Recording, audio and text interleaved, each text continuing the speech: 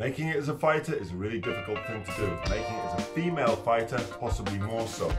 Find out how one woman's passion, determination and vision is changing that and taking female MMA to the next level. With Shannon Knapp from Invicta. They wanted two hot girls. And they need help. They need someone, they need answers, and they need someone to, kind of lobby and fight for them. But Pride used to put on those kind of freak show fights, didn't it? Yeah. I always say, the thing is that little girls are not growing up wanting to be punched in the face.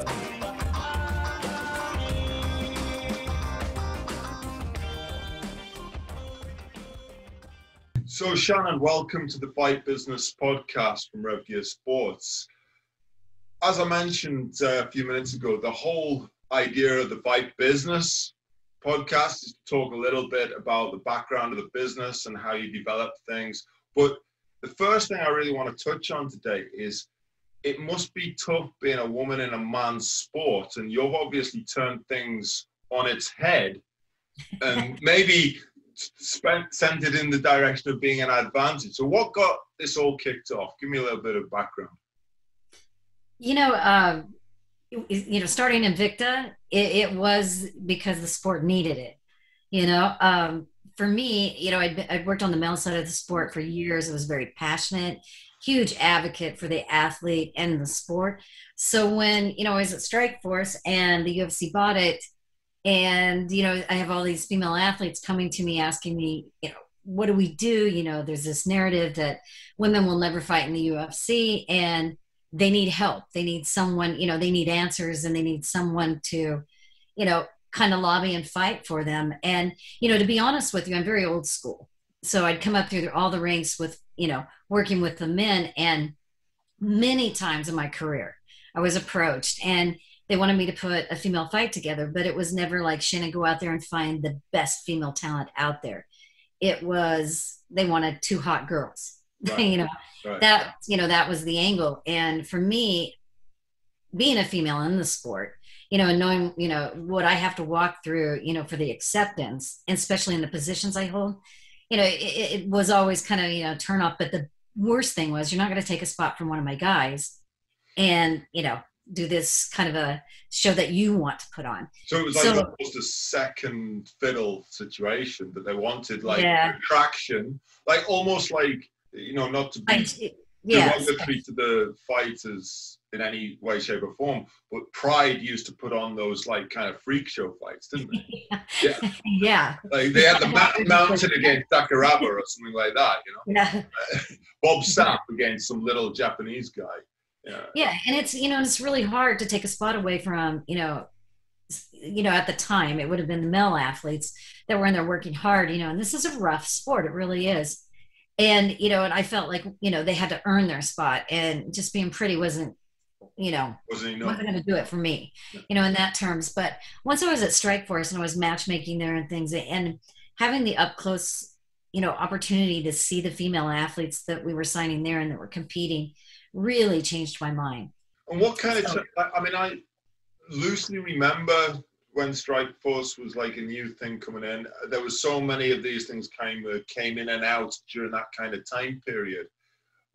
But is this about 2008, 2009 time? Is that about right? Yeah. I remember. Yeah. Weirdly, that's kind of about the same time I started my first business in the UK. So MMA business, but nice. I'm trying to remember the time frame. I remember Strikeforce, but I don't remember a great deal about it. It had a circular ring. Is that right? No. Hexagon. Yeah. Right. Hexagon. Bellator. Yeah, Bellator is the one with the circular ring. Right. Right? I think. Right. So I was going to look it up this morning, and I ran out of time to check out when the very first female fight in the UFC was. Now, I believe it was 2012 or 13, one of the two. That sounds right. That sounds about right. Yeah. I started Invicta in 2012, and they were, shortly right after. And there was no correlation. There was no working with them at the time for you, no? No, there was.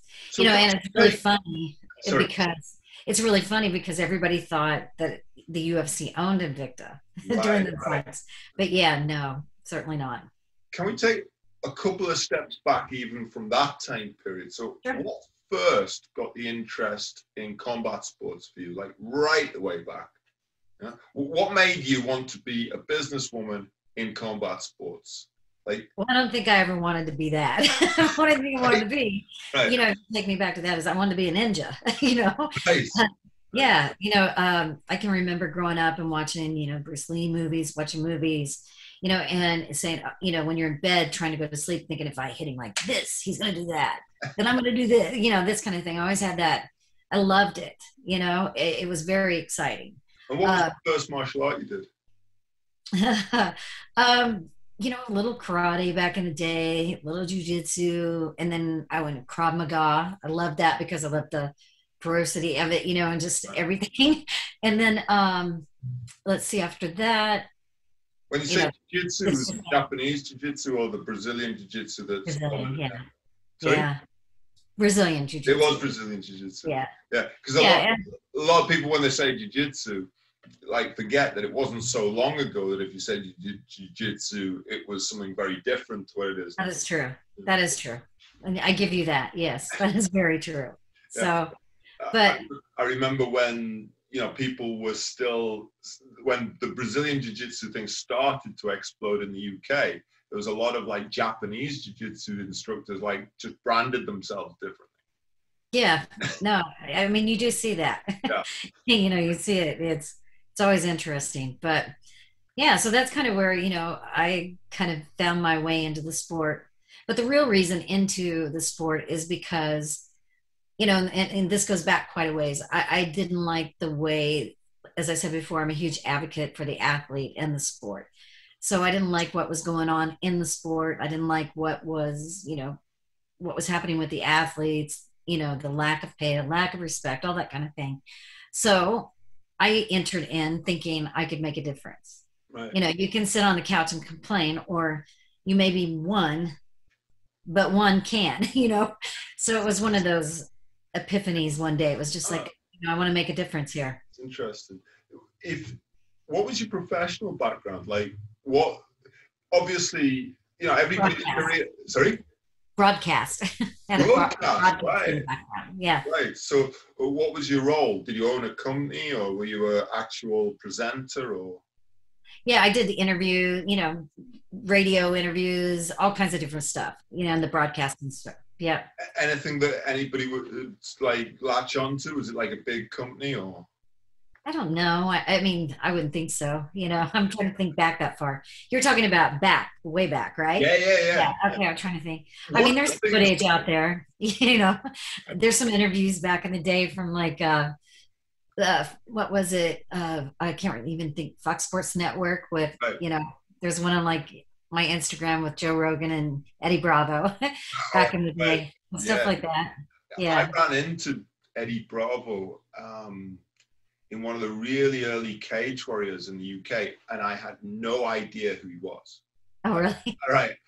No, I got Eddie, I'm really sorry. If you ever watch this, I am sorry, right? Because I said to the guy, we were talking about the UFC, and like, obviously I realized he was American. I realized he was there for a reason, but I just thought he was with a team. I think Jeff Monson was there and a couple of other guys. Oh yeah, Jeff. That's a name I haven't heard for a long time. Yeah. And I said something really dumb.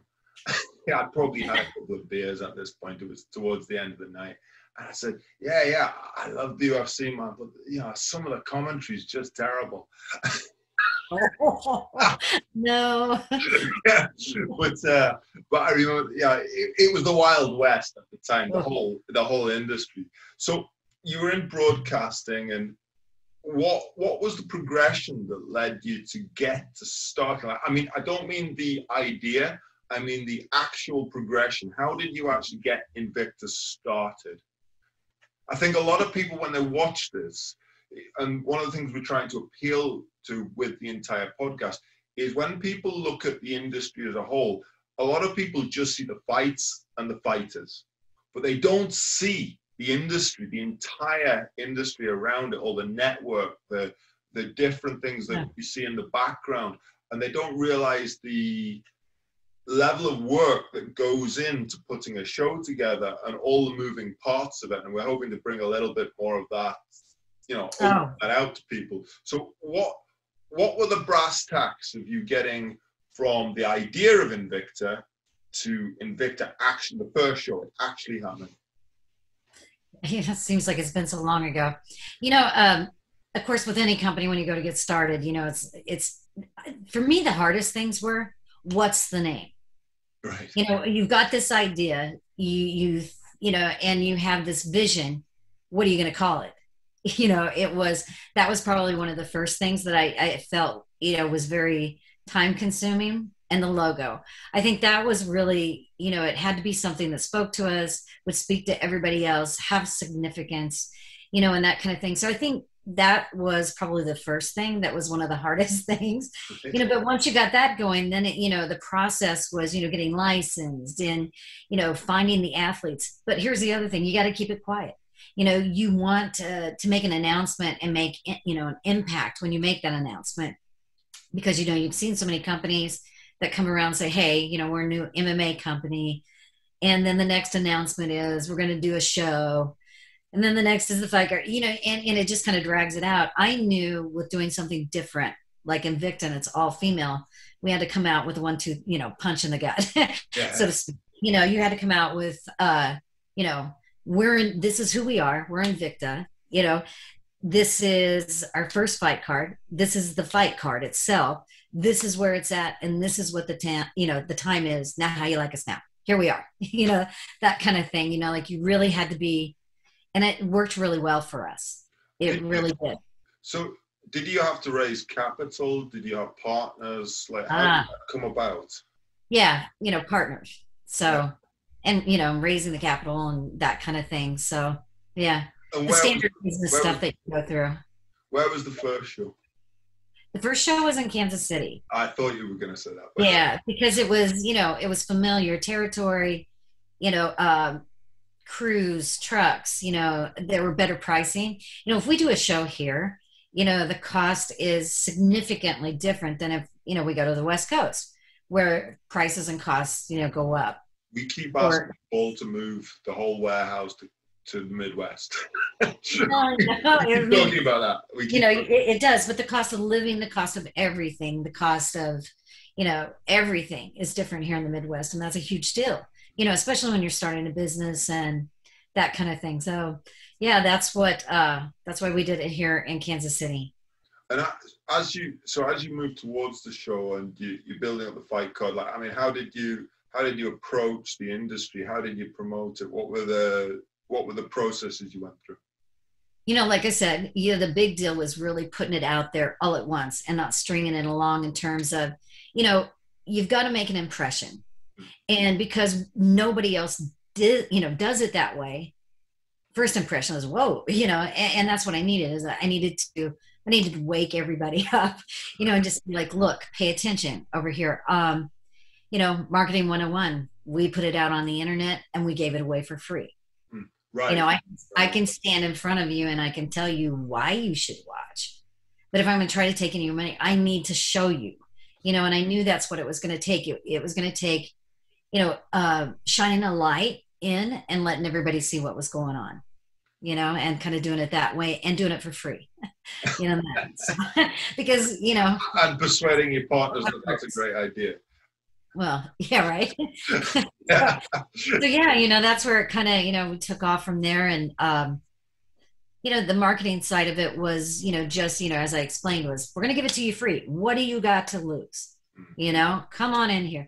I think at some point, I don't know if it was the first show, a couple shows in, you know, I was on Ariel Helwani's show and I'm like, listen, give me 2 minutes of your time. Tune in.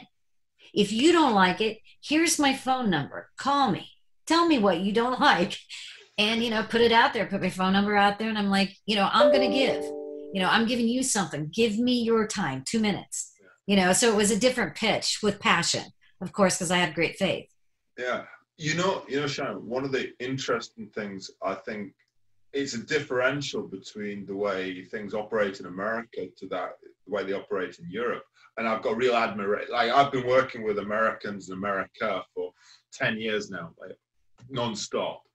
And I always say, America has the most optimistic sales marketeers in the world, and they're the best of the best. Like, if America is truly best at one thing, it's sales and marketing. And what I love about like American sales guys, when they ring us, hello, I always will listen to them because I'll often learn something. You know, they have such a great way of like getting their foot in the door. But one of the lovely things I think about that in America itself is everybody is kind of ready to give each other a chance, which you don't get. You get a lot of slam doors in the UK or in Europe. It's like, no, go away. It's a very different kind of attitude and approach. But I also think that, you know, hearing you say that, you know, how you like approached Ariel Helwani and just had the kind of guts to just go and knock on doors and say, hey, give me a chance. It's something that I think a lot of Europeans would learn a lot from. You know, I genuinely believe that. When you got past the first show, so you got the first show done and you got a progression going, what was the reaction in the industry? Surprising. You know, at first, when I first announced it, I'm not gonna lie, and I've been around for a long time, so I have a lot of friends and stuff, and a lot of people laughed at me. They're like, you're gonna do what? You know, and I'm like, yeah, I'm not gonna take a job anywhere. I'm gonna go in, I'm gonna do this. It's all female. And, you know, just some of them were like, you know, you get that blank stare at you, like, it doesn't come, you know, or like, do you have a backup plan? You know, or something like that kind of look, you know, where it's like, but, you know, after the first show, you know, I've just always known it was going to take everybody to push this thing up the hill. It wasn't going to be easy. And it wasn't going to be, you know, you weren't going to go into and it was going to be incredibly profitable or anything like that, because if it was, everybody would be doing it, right? I mean, you see what happens in this space. So I knew it was, you know, I'm going to have to roll up my sleeves. I'm going to have to fight a good fight. But I like a good fight, and especially when it's for, you know, something that I think is, you know, important. And yeah, and this, you know, really ignited the fires again. I was getting a little burnout, you know, every time, you know, I had worked, if you think about the career, you know, I'd worked with all these organizations, and there are many, you know, and every time it seemed like you know, something great was happening, they either went under or they got, you know, were sold or something like that. So, you know, every once in a while, you know, after so many years, you get a little burnout, and this, you know, definitely lit the fire. Well, the UFC went on, they bought out a lot of smaller brands. Yeah. They went on an extreme monopolizing. I don't know what. Now that's your word. I don't know quite how to phrase it. Like, it caused such a massive change in the industry around 13, 14 when they put the Reebok deal in, and like, I mean, there was blood on the streets. You heard every athlete under the sun bitching and moaning about it. Like, you know, they had the narrative at the top, but the reality below it was somewhat different, I think. And if you were in the industry at the time, you probably heard it. In fact, you almost certainly heard it. Now, whether you agreed with it or not, it's another matter, but you would have heard it. But it's a very tough space to be in as a whole. Like, it's not mainstream. It's and even in 2013, 14, it still wasn't mainstream. No, we were still climbing. Yeah, for sure. For sure. Yeah. What was your reaction from the other sports where you went for a whole female event? Because there's obviously female soccer, female, lots of other sports which have solely female competition. Like, what was your reaction from them? Did you get a lot of support from that side? Yeah. You know, I would say we did. I would say that people looked over very cautiously, you know, to see what was going to happen, you know, and that kind of thing. I think there was speculation. Are they going to get put in a box, you know, with titles and this kind of thing, you know, treated lesser than in, you know, the other promotions, or frowned upon, or, you know, that kind of thing. I think there were people that looked over and were kind of cautiously waiting to see what was going to happen. Because the interest, like, you know, obviously England has, or Britain has, a very strong football, or soccer as the Americans call it. And female football, whether anybody wants to admit it or not, like that, it probably isn't very politically correct to say so, but luckily I'm not very politically correct. It's very, very much seen as kind of a second rate. Oh my God, is that on the TV? Right? Yeah, no, I mean, see that same thing.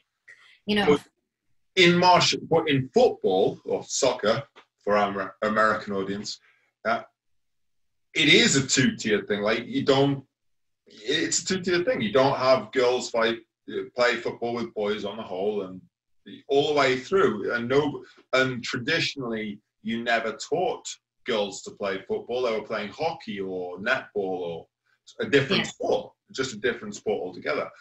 But in martial arts, traditionally, there have always been female martial artists and male martial artists. It's not a male sport. It's always been a mixed sport. Going back literally thousands of years or hundreds of years, there's always been female participants in the martial arts. Yeah, no, that's so. It's funny how the sport kind of almost skews the narrative, isn't it? Whereas in reality, there have always, and females had to defend themselves just the same as the males did in earlier times. That's so true. And we've all seen Vikings, right? Yeah. Yeah. The shield maidens. Yeah. They were nails. You gotta admire those. So is Invicta your full-time occupation? That is what you do. Oh, yeah. Yeah. Yeah. What do you spend most of your days doing? So let's give the audience a bit of a behind-the-scenes look at you're the owner of Invicta, and a very good friend of mine, you may even know him actually, Chris Bigg from Elite Management Agency in the UK. Yeah. And you know, everybody remembers Chris. So Chris, on an interview, not on this podcast, I will get him on at some point, but Chris said, I'm the fighter's nanny, I'm the manager, I'm their shoulder to cry on, I take them here, I'm their chauffeur, all these things. What roles do you fulfill, Shannon, in Invicta? Come on, give us the whole... Not the nanny role. Not the nanny role. I mean, what if we do, but that hasn't come up yet. Right. I think my biggest days are spent, talking a lot. It seems like, do a lot of talking. But, scouting, talking, one of the things that I think, for me is important to make a connection with the athletes and make sure that they know that this is a home, that we want them to succeed. We want them to be successful. So, trying to outreach, I guess would be a good word, and make that connection and just, so that part, if anybody wants to talk, my door is always open. But the majority of it is done scouting, looking for new talent, looking at new deals, the standard things like that, new venues, communicating with commissions and all that kind of thing. That's what it looks like. How many female athletes do you have, or how many athletes do you have on the books right now? I believe, I want to say right at about almost at 100, like somewhere in like 93, 92, somewhere in that. And are most of them contracted exclusively, or is it across? Our contracts have always been exclusive, right. But I've never stood in the way of anyone's dream. If there's an opportunity that, makes sense and it's good for them, I've always been very, very open to that. And have you been to Europe yet? No. Is that on the But I gotta go. I did that 23andMe, and all the ancestry stuff, and I'm 99.9% European. Right. So, right. Gotta go sometime, right? Which branch of European are you? The northern, I believe. Right. I have to look again. I have to look at the. I just know that I read it just the other day. We were talking to somebody, and I looked at it, but I didn't really look at the map and the, everything. So, but I know it's something I read in something northern. So. And what's the team like? Just for the people again who are watching and interested in the breakdown of a professional fight organization, they've heard of Invicta, they know what they've probably seen the shows. What's the breakdown of the actual company? How many people work purely on Invicta? What's the team look like? You know, when I first started Invicta and up until April of this year, it was very small. You know, it was, you know, I had like 2 full-time employees and the rest were independent contractors that came in for show week. Yeah. 40, 50 different people Yeah. in the spots, for the show and everything, along those lines. Now, since April, we there was an acquisition. We merged in with Anthem Sports Entertainment.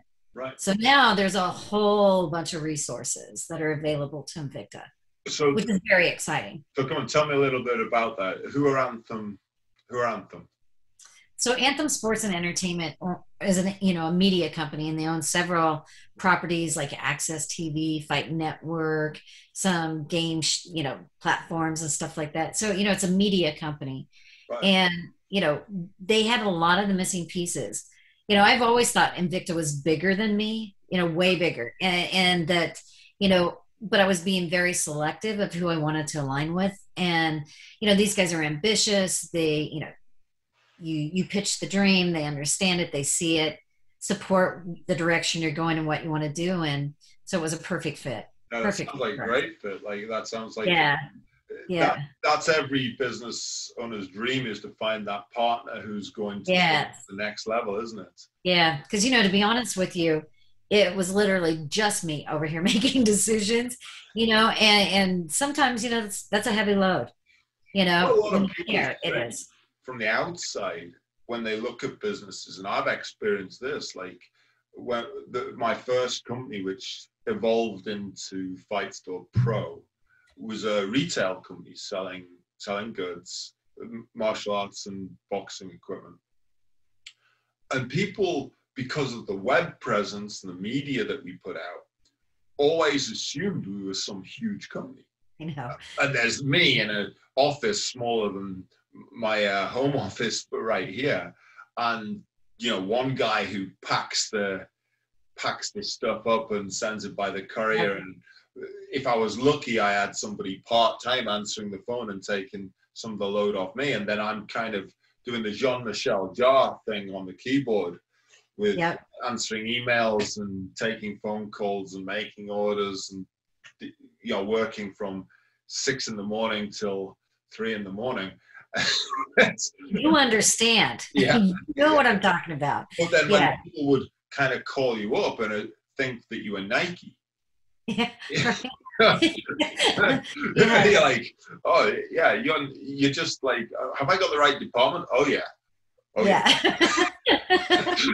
No, I know the feeling. Yeah. But when you get that, smoke and mirrors, you know. But I think that's something that's happened very much with the internet, isn't it? The fact that you can create a presence in a way that wasn't available to you maybe in the 70s, the 80s, even the 90s. No, that's so true. Create something now which, as you say, smoke and mirrors, it appears to be much, much bigger and grander than it actually is. And we saw that with factories in Thailand. These brands that were world famous brands. And then you get to look at the factory, and it's like 17 old women sat on a floor, like sewing up Thai bags. Yeah. And you're like, right, okay. But it's like a world famous brand that everybody in the sport would know. Yeah. And then when people actually see the reality of it, they often get a bit of a shock. Whether it's like bringing them back down to earth, or whether it's like they get some sympathy that you actually go through a lot to get even to that stage. No, that's true. No, I mean, if I opened the curtains and really showed everybody before this merger, people would have been like, what? Yeah. Isn't that always the case, though, with most successful companies, is they are like that for a long time and then they push through? Yeah, that's it. Well, I think that's what you have, just like with an athlete, you have to walk through it, to build that foundation, or you're never going to be successful. Yeah, if everything's easy and winning everything and there's no hardships, or you don't get your hands dirty and you don't know every facet of what's happening, the odds of you being successful are very slim. Yeah. I think that it's could apply grit. to anything, couldn't it? It could apply anywhere but everywhere. Yeah, it takes grit. I mean, you've got to get in there and get your hands dirty. You know, if it were easy, everybody does it. You know, you've got to forge that new path, and so yeah, I think it makes a difference. I have this side. It's not even a gig. It's just like a hobby, which I started actually mainly aimed at helping young people, like younger millennials, you know, 20, 22, 23, or 18 to maybe 25, escape what I call wage slavery. Yeah. And one of the things I talked about a bit on this was breaking the employee mindset. Okay. Yeah, like very interested. Yeah. Sorry. Very interested in that. Yeah, I love that. Because as business owners, we're used to the idea that we don't have a safety net, we don't have any help, nobody cares, nobody's going to give you anything, and you have to just keep going and trust. And we don't have a minimum wage, we don't have any benefits, we don't have this, that, the other, but we do have passion and a dream and a direction, and that's a difficult thing to break if you've been in employment for a long time. Right. You've got the opposite situation, yeah? And that making that transition is very, very difficult. But when they and you know, everyone's an overnight success after 20 years, right? That's the thing. You've heard that one, right? Yeah. Yeah. So speaking of success, so what's next for Invicta? We've got this huge tournament coming up in a week. Yes, a week on June 11th. June 11th. Everything's happening on June 11th. So, right? It must just be a day, right? Yeah. Like everybody just woke up, you know, that kind of thing. Our mutual friend, Polina Granados. Yes. I can never pronounce the name. You're going to have to help me out here. Well, that's how I say it. So. Oh, great. Polina, if I got that wrong, I'm really sorry. But I say Paulina. So. Yeah, but Polina G works. Yeah. Polina G. And, you know, we're obviously all going to be rooting for her. But tell us a little bit about the tournament, because it is a tournament. It's like, you know. It is. And it's a one-night tournament. So it's very exciting. You know, we've taken the past, you know, because one-night tournaments are not new. No. But what I've done is I've taken, you know, the one-night tournaments from the past and put new twists, new turns to create a tournament that, you know, like I said before, is minimal risk to the athlete, but big financial reward. And it's just very exciting. The athletes are fighting 1 5-minute exhibition bouts in the quarterfinal and the semifinal. And whoever gets the fastest finish coming out of the quarterfinal gets to pick who they fight going into the semifinal. So it's a little bit of a twist, you know, and there's added incentives. And yeah, it's just fast paced. It's fun. And you really get to kind of connect and know who the athlete is. And I love that part about it. Are you doing like a bit of the Ultimate Fighter style thing before it, or? And what do you mean? Which way? You know, a lot of interviews, a lot of like, you're going to build up the personality of the audience. Yes. Yeah, I think that, you know, and our fans and stuff really watch for Fight Week. We put out a ton of content that week to help you kind of connect and know who each and everybody is. And, you know, and there's going to be some surprises, you know, of who fights who and when they know who they fight. We've got a new twist coming that's going to be really exciting. But the good thing is everybody knows coming into the tournament, you've got to be prepared to fight whoever's in that tournament. Yeah. You've got to know who each one is.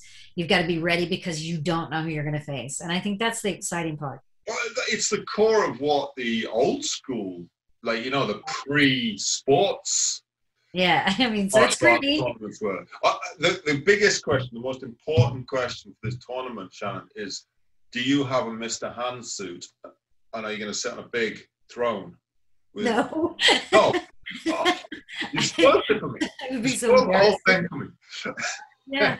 Yeah. But we got a big trophy and a big check. Okay. A big trophy and a big paycheck. Okay. Does that work? Yeah, sure. And bragging rights. You can never forget the bragging rights. Yeah. So big trophy. Yeah, like the Enter the Dragon, Mr. Han, the tournament would be. That was the archetype there, right? But I mean, it is exciting to hear that you've got that thing going, and I mean, it's something that's never been done on the UFC. They might have done it very early. Did they do an actual tournament very early on? They did, but I mean, yeah, there were tournament. I was trying to remember if it was a one night. But I don't know. I can't remember how the. No, it was way. If they ever did it, it was way back, wasn't it? Yeah, probably before the UFC. Oh God, yeah. It I think it might have been back when the Gracies. I'm just not 100% sure, but I want to say that I watched Royce Gracie, but for the minute I'm drawing a blank. I think UFC 1 might have been a tournament, an actual. That's what I was thinking. It was like it was Royce Gracie because I can't. I mean. I want to seem confident, but I'm really not at the moment. We're both going to go watch it straight after this. Yes. Right? But I do remember, like one of the first times watching UFC was with Royce Gracie and watching him and going, what is he doing? Because he had him in a hole. And I'm like, what? It's just forever. And you're just, what is happening here?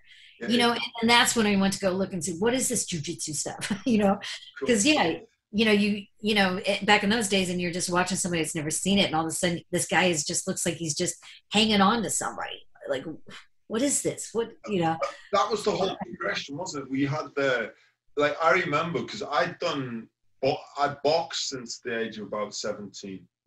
Oh, nice. And I'd done, but my heart was always in martial arts. Like, I did them simultaneously. So I did simultaneously for the American audience. Yeah. I'm joking, right? But I was doing martial arts on one side, boxing on the other. Sometimes I would do more of one than the other and switch in between. Sometimes I would stop doing both because I was actually following a music career at the time. And I remember when the UFC first started trickling through. Now, in the UK, you didn't see it. It wasn't on TV. You were it was almost like, triple X-rated movies, like being passed on DVDs. Yeah, the underground. Behind closed doors. You want to see this UFC stuff. And you almost didn't know what to make of it, did you? You saw this little guy fighting this big muscular guy in very small pants. And one guy's on a full jiu-jitsu suit and the other guy's got like his swimming trunks on. Like, what the hell is going on? But like, obviously, I think real martial artists everywhere kind of got it and went, okay, this is actually cool. taking it back to what it really was, wasn't it? Yeah, no, I mean, when you look at stuff like that, but and you watch that kind of stuff and you're just pumped up. You're excited, it's invigorating. Love the fight. Has there been any move for women in various weight categories, the weight categories to take on men? Has there been any suggestion of that? Well, they would suggest, of course. I would not do that. What's your feeling on it? There have been women that fought men, I mean, I've seen videos, but that's not something, I'm interested. Technically speaking, when you see females in the gym, a lot of them are technically excellent. Like you see that a lot. You get girls who are just technically better than the guys because they've kind of had to work harder. You know? And they often, and because on the whole in combat sports, I mean, what do you think the percentage is? Maybe 95-5 in a gym? Technically. In terms of the breakdown, male versus female, and average combat sports gym, I would say probably 95-5. For every 20 people, there'd be one female. That's probably true. I always say, the thing is that little girls are not growing up wanting to be punched in the face. Yeah. We have to work harder at it. It just, that's not the path that everybody wants to choose. And I get it, without judgment for sure. So, but we got to, but the ones who do opportunities is better. Because you'll often hear instructors like talk about the guys in this respect, where they'll go, well, out of every 20 students I have, I only have one who actually wants to fight. You get. That's true. But what you've probably got, I mean, I can't say this as a whole, but I've seen it to a degree, is the females who come into those environments are actually often a lot more determined than a lot of the males. Well, you have to be. I mean, you have to be. Precisely. That's the thing. And, you know, and that's part of what really brought me into the space is hearing some of those horror stories, you know, even in the gyms, you know, that women were kind of facing. Yeah, because I was pretty protective when I came through the sport. Right. I just didn't have those experiences. But, yeah, they're definitely always fighting, you know, just to get noticed. Right. And, you know, and the other thing, too, is that the sport, it's still the, you know, the man's sport in this sense that the men still sell the tickets. The men still get the highest pay. The men, and I'm not turning this into any feminine, that's, you know, kind of thing. It's just the facts, you know, it just is what it is. So, you know, men, you know, a lot of people don't want to invest in, you know, it's because it's not as profitable in some areas. But, you know, they are very technically skilled, just like you said, and very entertaining to watch for sure. Do you think if you had, I mean, this, I'm just throwing this out there, and there was absolutely no preconceived, I've just come up with it, like literally the last few moments. Like, I'm a big guy, I'm 6'3", I'm 95 kilos. So there aren't going to be many females who are my size. You know? Yeah. Yeah. Period. Yeah. But I've been in so many gyms where the average guy in there is between 60 and 70 kilos. That's what, 150 pounds? Is that right? Yeah. Somewhere around there. Somewhere, yeah. Which is bang into a female weight division, right? 145, 150 pounds. Yeah. Right? There is no reason, technically speaking, why a 145-pound male and a 145-pound female couldn't actually have a realistic, a legitimate competition. I mean, yeah, they could. Yes, I mean, there's nothing. Yeah, I mean, they could. I'm not a supporter of it. No, I'm neither way. I've never thought about it before. I've never really given it that much thought. When it comes down to, you know, and boy, you're leading me down the rabbit hole here. Oh, I'm sorry. Well, that's the whole fun of this, isn't it? But you know, I've never really. Maybe that's that old school side of me. Remember I told you about earlier? Yeah. Well, I'm very old school too, but I'm trying to bin my male chauvinist pig stuff. I'm binning that right now, and I'm trying to think this kind of through. I know lots of girls in gyms who kick guys' ass, who actually guys with the same kind of size, who actually will kick guys, will own guys of the same kind of weight class. And why is that? Because they've got more skill. Yeah, that is as simple as that. They have more skill. You take, now that isn't to say that every female over 145 pounds, say of a purple belt level in jiu-jitsu against a male of 140, it's still the same deal, isn't it? There's a lot of different attributes, a lot of different timing. Yeah, right. You can go, it doesn't matter how you slice it, there's always going to be changes from individual to individual. But the reality is, if you put those two people into an octagon or a boxing ring or whatever, then you've got to think, well, that would also happen in competition to a degree. The question I was going to ask, I know you don't agree with the principle, but I'm going to ask it anyway because it's an interesting idea, is do you think if a female athlete of a high rank, you know, whether she be from Invicta or the UFC or Bellator or whatever, whichever organization it happened to be, took on a male athlete of the same weight class and beat him, what do you think that effect that would have on the sport as a whole? Well, that's where I was going to go with it. Is, you know, after I made that statement, is the thing I don't like about it is because it kind of creates this sideshow thing. And I'm not a fan of that because, you know, at the end of the day, as an advocate for this sport, that makes people look at us not as seriously. And that's probably my real reason. Do I have confidence in women? Yes. Do I feel that there's a different bone structure and things like that? Yes, I do. And muscular skeletal, you know, and all that. Yes, I do. But the real reason is number one would be the fact that I don't want that in my sport. It would take it off onto a path of going back to the idea of more of a, as you say, a sideshow, like a circus show. Spectacle, Doesn't allow it. But yeah, I could see the problem which could develop, which no matter which way it fell, you kind of lose, don't you? Let's say the female wins, they go, okay, well, it's an invalid result because of A, B, or C.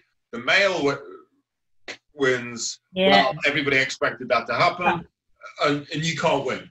And then look at what they would consider the brutality of it. Right, yeah. Because, so, you just open so many controversial subjects and doors and things like that, that's what I would probably, steer early on in the UFC, though, they faced that whole thing anyway. That's it. But it's I honestly didn't have any intention of taking us down this track, but as we brought it up, the more I think about it, the more interesting it gets. Yeah, no, that's what I'm saying. It just becomes like, it's like going down that rabbit hole. It's just like you keep, tearing away the layers, and then, you think about, just what does it do to the male side of the sport? What does it do to, then you have all these groups that, protest against, the legality. The same instance a little with the McGregor versus Mayweather fight, didn't you? In a way. Yeah, I mean that's a whole, when you start getting into this boxing stuff that's going on now with the Paul brothers and this, that kind of stuff. God bless people. If you can make money like Tyron Woodley, he says he's going to make more money than he's made in his career. You go, you do this. I get it. There must be an appetite for it somewhere. Does it damage either sport? I don't know, but I felt that, I watched the whole thing and I'm friends with some guys in the McGregor camp. I'm really good friends with one in particular. And I heard about it a long time before it ever came to the public eye. And I'm also, as I say, I boxed from the age of 16, 17. And so I got one foot in that boxing world and I know what the attitudes are in the boxing world. And I've got, but my heart is in the martial arts world. And, they had every kind of narrative going that, McGregor didn't stand a chance, he schooled him and all this stuff going on. And you heard it, I don't have to say it, it was all over the media. But, it was almost like they pinned the whole of boxing's reputation on this one event, which is nonsense. It was sport versus sport. Yeah. That's the way people took it. Yeah. Is like, if you're a boxing fan, you were, he had to annihilate him. Yeah. If you were an MMA fan, it was like, that whole sport coming in, pounding on the chest kind of thing. Yeah. It was very interesting. So maybe it would be the same kind of, it's the same kind of deal where you just can't win. You just couldn't. Well, I think, for whatever reason you'd want to do it, somewhere in there, the pros would have to outweigh the cons for sure. Yes, I think I agree with you. It's a battle. It's going to be one. Yeah, for sure. So look, we've got the tournament coming up. That sounds really exciting. We've got, what's after the tournament? When are you coming to Europe, Shannon? When are you coming to Europe? I'd love to do that. Like I said, it's on the agenda. For me personally, and the best way, probably a fun way would be for it to be a professionally and do an event over there. That would be amazing. I think that the sky's the limit right now for Invicta. With this new partnership, we're doing a lot more shows. Great things are happening. I will tell you too, the new movie that's coming out, Halle Berry's movie called Bruise. Netflix just bought it. Right. And she fights an Invicta in the movie. So we've got great things coming out. We're working with the Emmy Award winning the Cheer group that does the show called Cheer on Netflix and the docuseries stuff. So there's so much going on. It's good stuff. As those doors keep opening, I think we'll branch out even more. And I promise you, Europe will be on the list. I'm pleased to hear. Not that we're a European-centric show. It's just I'm interested from the point of view of, I'm sat here in the UK. I watch a lot of the movement between, if it's kickboxing, it's not like, you know, we've got solid kickboxing. There isn't a female show in Europe. There's no. Well, not that I'm aware of. I should never say no, like I know, you know, there could be a local one or so. I mean, one that's on my radar. I'm not aware of. I don't think there is. I don't think that, like, I mean, I said this in the last podcast. We on the whole, Europe's been about 10 years behind the States in the industry. Yeah. I think it's caught up to a degree, but it still doesn't have the infrastructure that the US does. Yeah. And I'm specifically talking about, you know, the UK is the next country behind America in terms of I believe that. development of the sport. And you've got standout academies and standout gyms across Europe. Like, I mean, I went over and trained at Mjolnir in Iceland, which is a phenomenal facility. But on the whole, you know, we're a good few years behind the development in the US. So it's always interesting to hear whether these things are coming over to Europe from our point of view too. Yeah. There's a lot of talent, there, you know. Love fighting. Oh, yeah. I mean, you know, speaking of Europe, one of the, you know, I tell you this part, I don't know if you remember this because you come from boxing. So Barry Hearn's old prize fighter show tournament. Yeah.